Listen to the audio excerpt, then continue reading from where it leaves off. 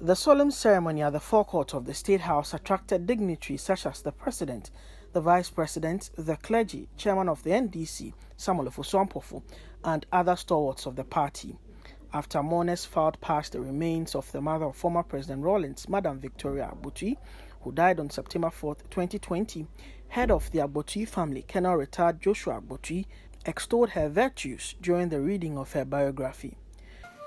Madam Victoria Agbotui was born in Kita on 9 September 1919 to Mr. Emmanuel Kofi Agbotui, a district court registrar, and Madam Christiana Akua Tamaklo, an accomplished trader. Christiana Aku Tamaklo was also the granddaughter of Togbi Nyako Tamaklo I, Dufia of Buti, and Miafiaga of Anglong.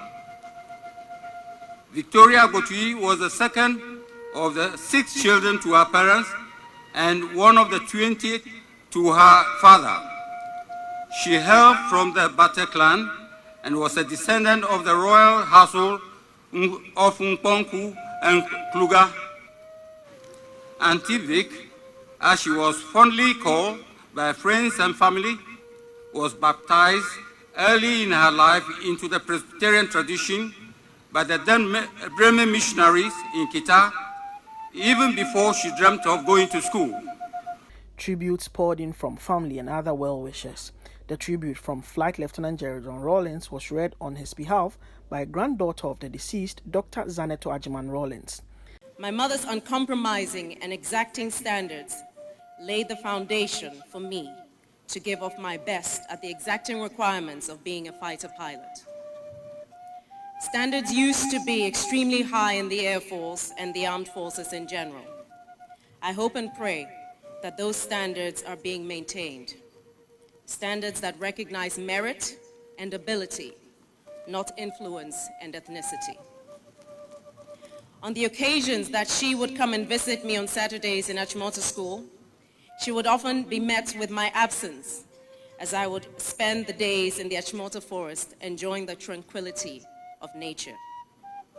More than once during visiting hours, as I headed back through the Arboretum, I could see her standing in front of Gudgersberg House, wagging her finger at some poor student who was unfamiliar with her temperament. Invariably, she was leaving a warning of some sort behind for me. My mother had our lives clearly mapped out in her mind and had little tolerance for opinions that were contrary to hers regarding our future ambitions and how to achieve them. She never wanted me to join the military, and she must have felt both pained and vindicated about her initial reservations regarding my career choice during the trial after 15th May 1979. While she was still working in the State House, she bought herself a car before she could drive.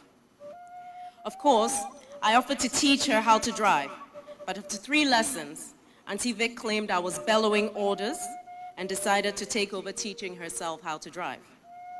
Prayers were offered in line with Catholic traditions before the remains were carried off to Jelukopa in the Volta region for final burial rites.